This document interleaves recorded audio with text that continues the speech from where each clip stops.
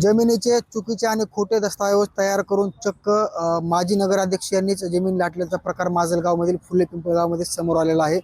हेच जे पीडित कुटुंब आहे, ज्यांची जमीन हडपली आहे, ते कुटुंबीय गेल्या 2 वर्षापासून जिल्हा प्रशासन आणि शासकीय कार्यालयामध्ये चक्रा मारताना पाहायला मिळते।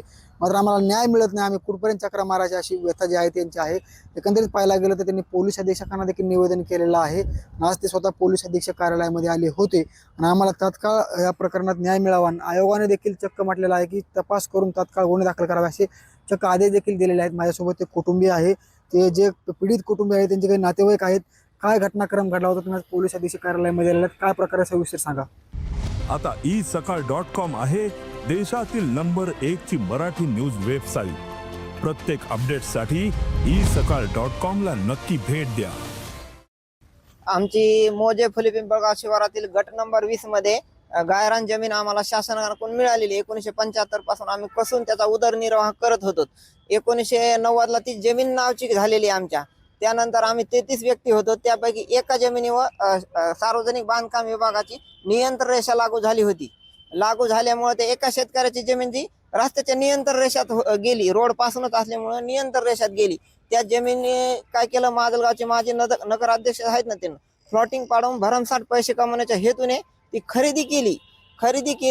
त्याची विक्री परवानगी वगैरे केली, खरेदी खत केला आणि ज्यावेळेस येणे परमिशनला त्याची गेली त्यावेळेस रस्ते विभाग म्हणलं ही आमच्या मालकीची जागा आहे, आमची शासनाचा ताबा आहे, 70 फुटापर्यंत नियंत्रण रेषा आमची आहे, त्याच्यात काय केलं तर तुमचं अतिक्रमण काढून टाकू। मग त्या ठिकाणी तसं केल्यानंतर त्यांना तहसीलदार यांच्याकडून खोटी आणि बनावट आकृषी परवानगी तयार करून आमच्या जमिनी हडप करण्याच्या हेतूनेच हे बनावट कागदपत्र केले। ते माजलगावचे नगराध्यक्ष त्यांनी मोजणी नकाशा बनावट तयार केला, पूर्ण आकृषी परवानगी बनावट केली। ज्या ठिकाणी जमीनच नाही त्या ठिकाणी अशी बनावट आकृषी परवानगी तयार करून आमच्या जमिनी हडप करण्याचा प्रयत्न केला। या ठिकाणी 53 नक्कीच पाहायला गेलं तर आणि ही जी जमीन आहे ही शासनाकडून तुम्हाला खाण्यासाठी गायरान धारक म्हणून जमीन दिली होती ना? दिली होती। आम्ही त्याच्यासाठी रितसर तक्रारी पोलीस स्टेशनला केल्या, हे केला 3 ते 4 वर्षापासून तक्रारी करत होतो आम्ही। मग आम्हाला न्याय मिळत नसल्यामुळे आम्ही अनुसूचित जाती आयोगाकडे तक्रार केली। त्याची तक्रार केल्यानंतर आयोगाने चौकशीचे आदेश दिले। पोलीस अध्यक्षाने चौकशीचे आदेश दिले शहर पोलीस स्टेशन यांना माजलगावच्या।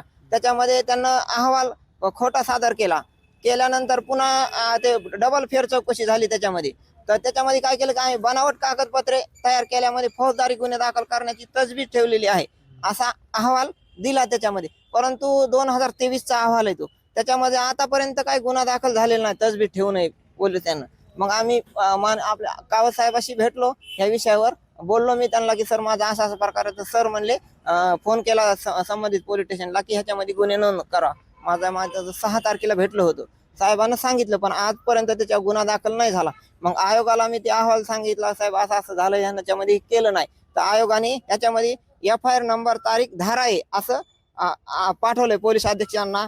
गिरफ्तार किए गए अभियुक्त की संख्या, तारीख, आरोप पत्र आणि मॅजिस्ट्रेट रिपोर्ट हे सर्व देण्याचे आदेश आहेत। ह्या प्रकरणामध्ये मग मला पोलीस स्टेशनला बोलवण्यात आलं। त्यांना ते म्हणले आम्हाला चौकशीचे आदेश आहे। सर म्हणलं हे FIRचा हे तुम्ही चौकशी कशी करतात, पूर्ण हे केलं तर ते माझ्या चौकशीसाठी असं करायलेत की तुमचा 5 पानाचा जॉब होणार आहे, हे होणार आहे, आम्हाला वेळ नाही, तुमची तक्रार जॉब समोरच्या पार्टीशी संगनमत करून खोटा अहवाल तयार करण्याचा प्रयत्न करायला, अजून दडपण्याचा प्रयत्न करायला। ह्याच्यामध्ये आम्हाला पोलीस राजकीय नेता असल्यामुळं खोटे अहवाल तयार करताय, आम्हाला न्याय मिळाला ह्याच्यामध्ये।